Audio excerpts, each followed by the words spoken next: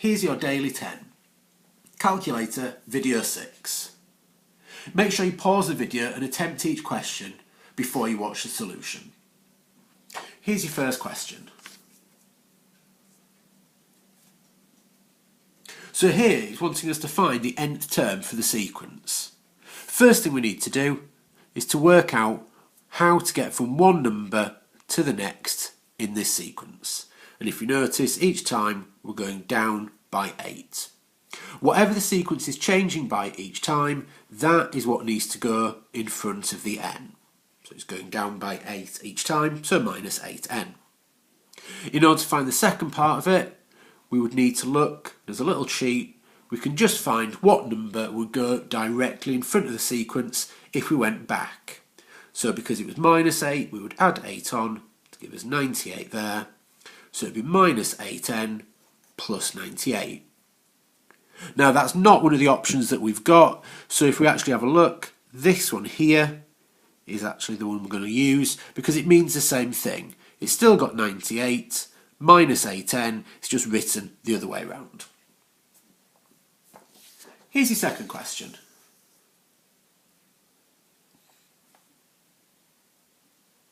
For this question we've got a right angle triangle.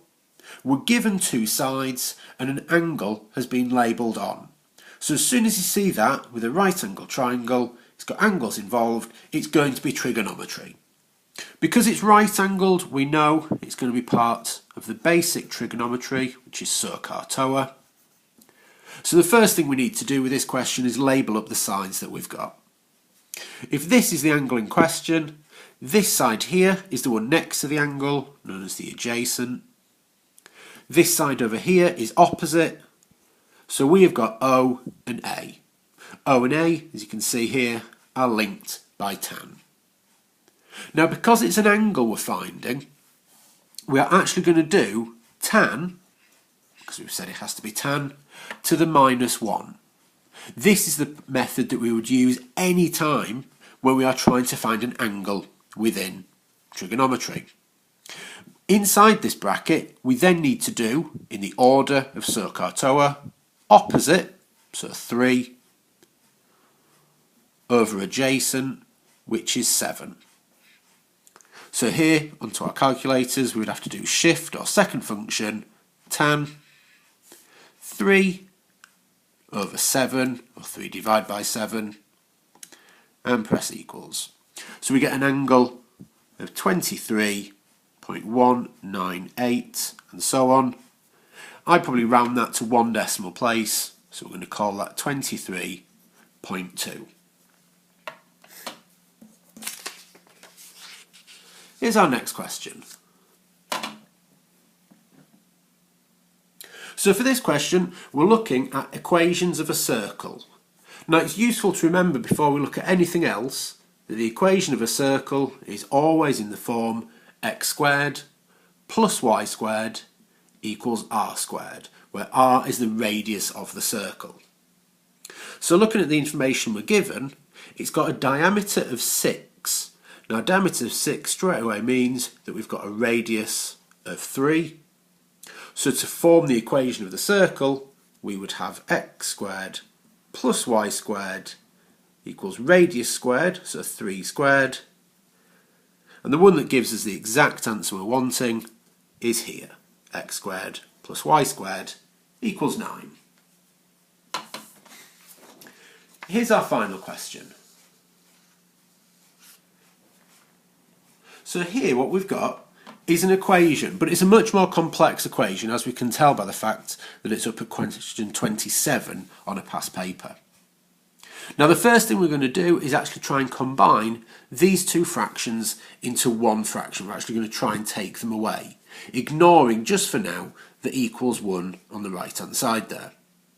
So in order to take these into a single equation, we can't actually subtract, single fraction, we can't actually subtract the two fractions yet, because just like with normal numerical fractions, it's got a different denominator, we need them to be exactly the same. Now the easiest way we can do this with algebraic fractions is simply to multiply the two together. I think some teachers use something called the upside down fishing stool. So what we would need to do is change it so that the bottom of the fraction is now going to be 4 multiplied by x plus 2.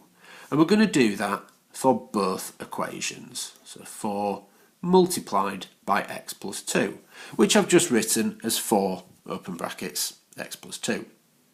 For the fraction on the left, I've times this by x plus 2 on the bottom, so I've got to do the same on top. So I'm going to write x multiplied by x plus 2. For the one on the right, let's look at the bottom. I've multiplied the denominator here by 4, so I'm going to do the same to the numerator. So 2x times 4 would give me 8x. If I then, as my next step, start multiplying out bits and pieces, and I'm also going to combine this into one fraction all at the same time. So at the bottom, because they're both the same, we can actually write this out as 1. X times x on top would give me x squared. X times 2 would give me plus 2x. And then we've got minus 8x on this fraction. At that point, we've done as much as we possibly can really with this. So we're now going to bring back in the little equals 1. So we've got the x squared plus 2x minus 8x is equal to 1, making sure we don't forget the over 4x plus 2. At this point, the fraction is causing us to not be able to do much else with these bits. So the best thing we can do is actually multiply both sides by the denominator. So in other words, getting rid of the fraction.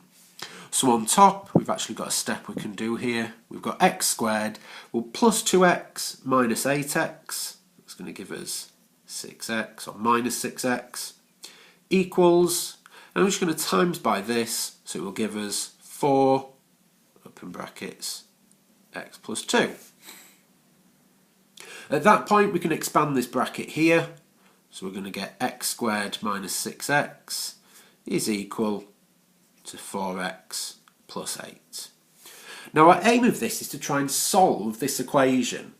At the moment it's not really looking like something we can solve, so we need to start bringing in other areas of maths that we've used when solving questions that have x squareds in. And that is we want to change this into a quadratic in the form that we would normally see a quadratic. So what I want to do is try and make this side equal 0, because that's how we can use the quadratic formula, which is what we're going to use. So what I'm going to do is take 4x and 8 away from both sides. So that will give me x squared, minus 6x, take away another 4x, would give me minus 10x. If I take 8 away as well, take away 8, equals 0. This is now something I can solve by using the quadratic formula. So for this, we've got that a is whatever number is in front of the x squared. Well, there's only one of them, so there's no number there, so we've got a is 1. B is always whatever number is in front of the x, so here, minus 10. And C is always the number that's on its own without a value of x, so here, minus 8. So my next step is now to substitute these values into the quadratic formula. It's a good idea to try and memorise this, because as you can see with this question, it's not being given, so you will need to memorise this. So we've got that minus b plus or minus b squared minus 4ac all over 2a. Now you can put this straight into your calculator if you want, but I would suggest you actually write down what you're substituting in, because it's worth marks according to the mark schemes. So here, minus b, well, because b is already minus 10, minus b would be 10, plus minus, and then we've got the square root.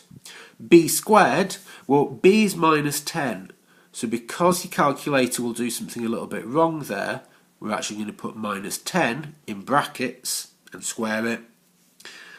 Minus 4 times a is 1, so 1 times c, which which is minus 8. And again, I'm going to put this into a little pair of brackets, because otherwise the calculator will do something a bit wrong there.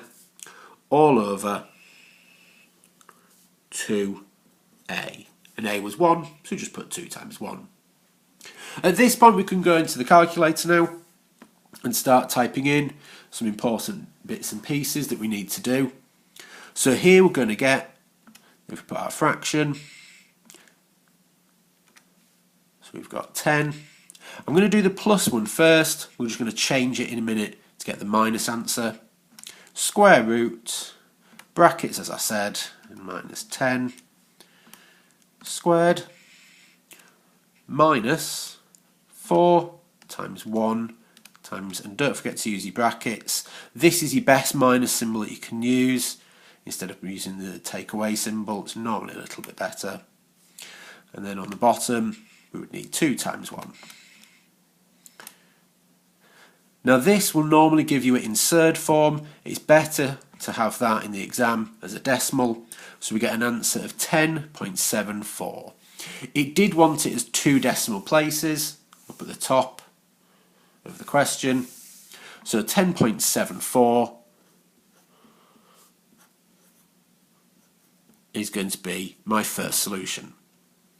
I then need to do a second solution. This one, I need to change the plus on the calculator to a minus. So here, all we're going to do is go back into the little equation, just using the cursor on your calculator.